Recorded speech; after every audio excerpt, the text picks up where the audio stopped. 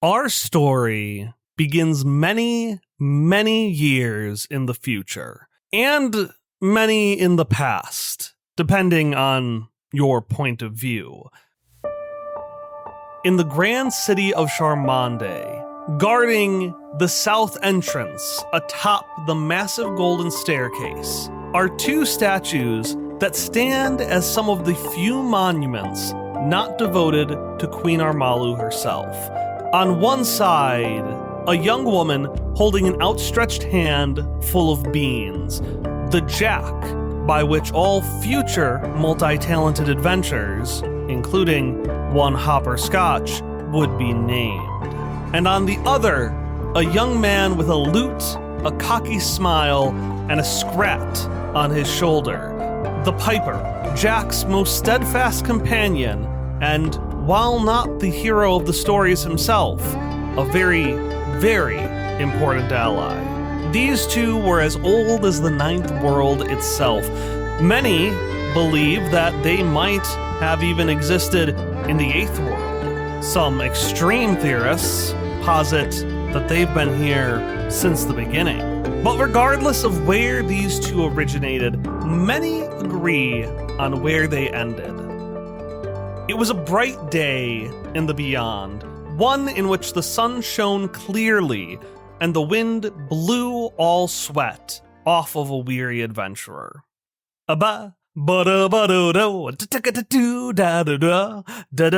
Piper, a frustrated Jack turned to a beaming piper who was playing on his lute. I've told you multiple times, I am just too tired right now.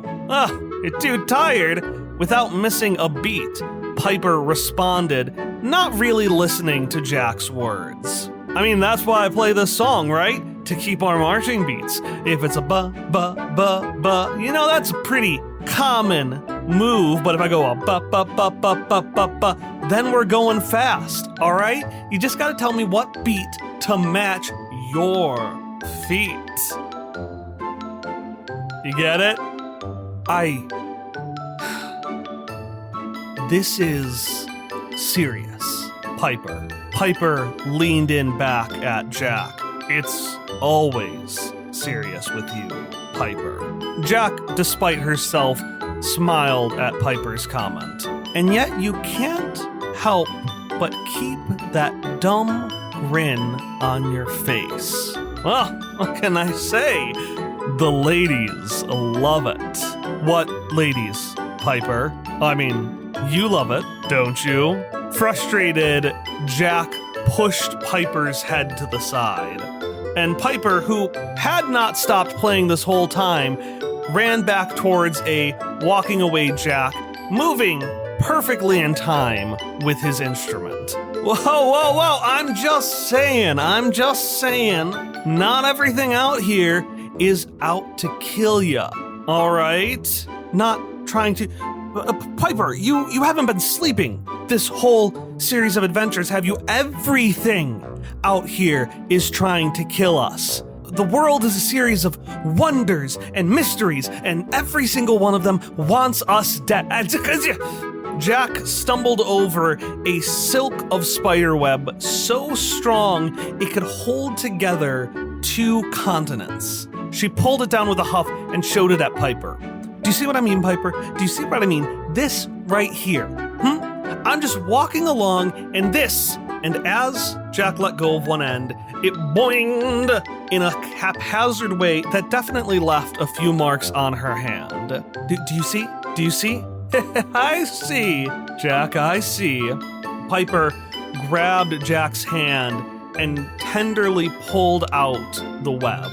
There sure is a lot of chaos out there, but if you look at it just right, he said, taking the web and adding it as another line to his lute, you can turn it into a wonderful musical order. Jack hated to admit it, but she was impressed. But again, she hated to admit it. So instead, she masked her wonder with anger. Okay, Piper, I just don't get it, okay? I just don't get how with all of this, you can still act like we're just in the bar on a Saturday night. I don't understand what is going on in that head. Piper infuriatingly laughed and, as always, deflected the comment back. Well, maybe that's because your head is the one that is inscrutable, my Jack. Greetings. It is I, the incalculable quorum of beneficial outputs, but you can call me Cubo. I may have a different sound effect to avoid copyright, but I'm still the same information-giving robot you know and or love. Welcome to the first episode of Future in a Flash, a new series that is unique in two main ways. First, with a few exceptions, all the voices will be those that can be replicated by me alone. Second, we need your help to figure out how this story progresses. At the end of each episode, we will ask a question, which you can answer anywhere it's published, including our Substack, our Discord, and our Tumblr.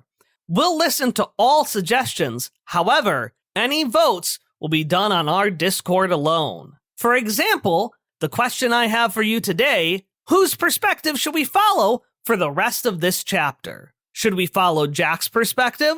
Should we follow Piper's perspective? Or should we follow the perspective of the third-person narrator? While our episode schedule isn't absolute, typically we will record on Thursdays and release on Fridays. So if you want to vote, now is the time to do it.